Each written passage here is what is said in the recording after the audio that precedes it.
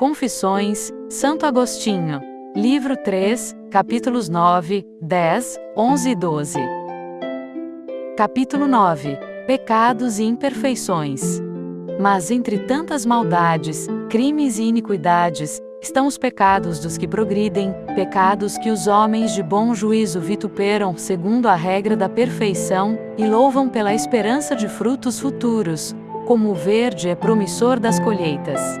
Há outras ações semelhantes a ações maldosas, ou a delitos, e que não são pecados, porque nem te ofendem a ti, Senhor, nosso Deus, nem tampouco a sociedade humana. Como, por exemplo, quando procuramos coisas convenientes para o uso da vida e as circunstâncias, sem que se saiba se essa busca é cobiça, ou quando castigamos a alguém como desejo de que se corrija, fazendo uso do poder ordinário, e não se sabe se o fazemos por vontade de mortificar.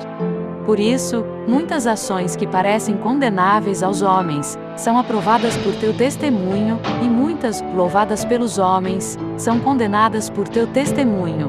Porque muitas vezes as aparências do ato diferem das intenções do seu autor, assim como circunstâncias ocultas do tempo. Mas quando ordenas algo insólito e imprevisto, mesmo que o tenhas proibido uma vez, mesmo que escondas por algumas razões do teu mandamento, mesmo que seja contra as convenções de alguns homens da sociedade, quem pode duvidar de que se há de obedecer, sendo que só é justa a sociedade humana que te obedece? Felizes dos que sabem o que tu ordenaste, porque os que te servem fazem tudo o que mandas, ou porque assim o exige o tempo presente, ou para preparar o futuro. Capítulo 10. Ridicularias dos maniqueus. Desconhecendo eu essas verdades, ria-me de teus santos e profetas. Mas, que fazia eu quando me ria deles, senão dar motivo para que te risses de mim?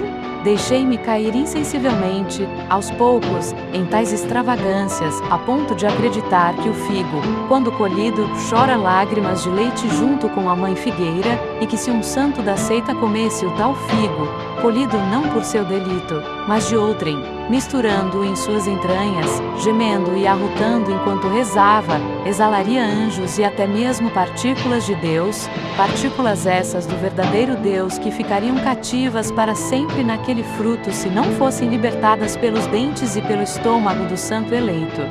Também acreditei, pobre de mim, que se devia ter mais misericórdia com os frutos da terra que com os homens para os quais foram criados. Pois, se algum faminto, que não fosse maniqueísta, me pedisse de comer, parecia-me que atendê-lo era como merecer, por aquele bocado, a pena de morte. Capítulo 11. O sonho de Mônica.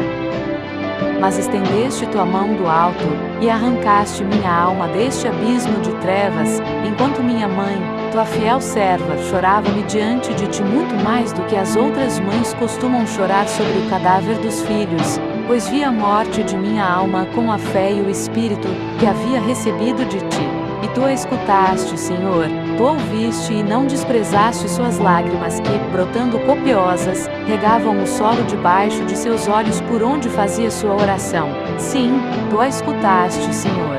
Com efeito, donde podia vir aquele sonho, com que a consolaste, ao ponto de me admitir em sua companhia e mesa, fato, que havia me negado porque aborrecia e detestava as blasfêmias do meu erro?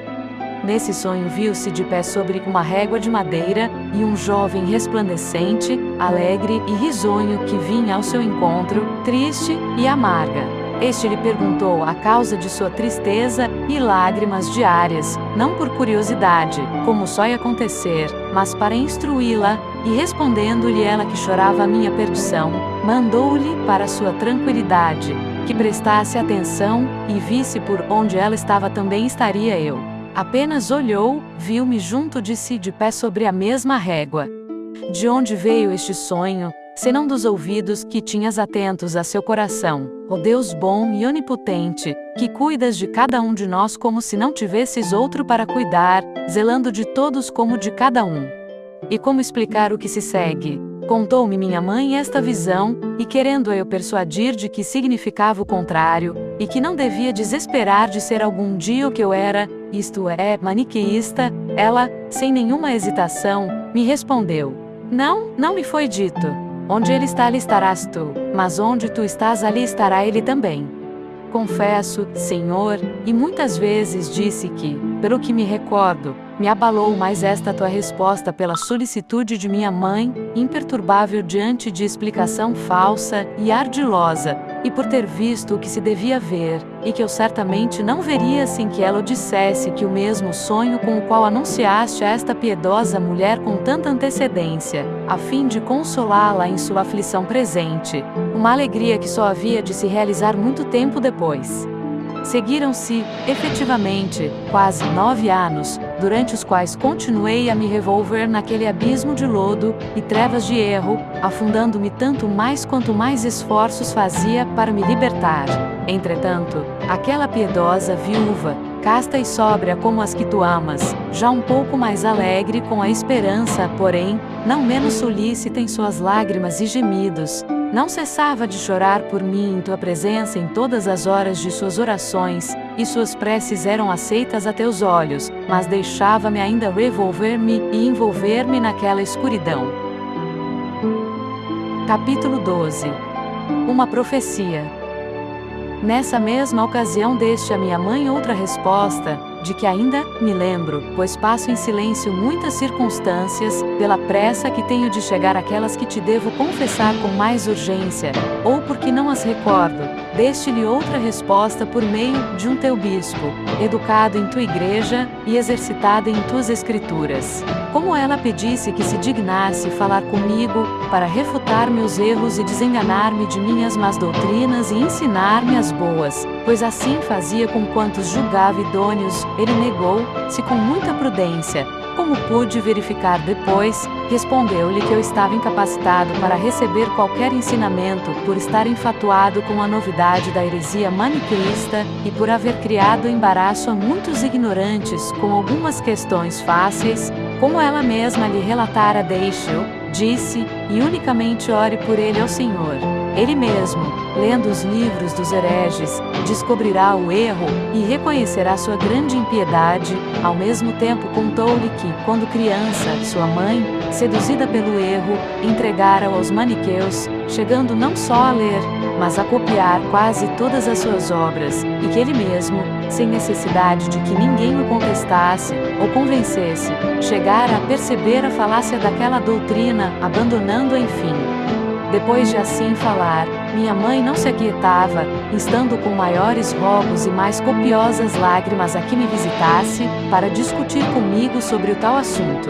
O bispo, já com certo enfado de sua insistência, lhe disse: vai-te em paz, mulher, e continua a viver assim, que não é possível que pereça o filho de tantas lágrimas. Palavras que ela recebeu como vindas do céu, segundo me recordava muitas vezes em seus colóquios comigo.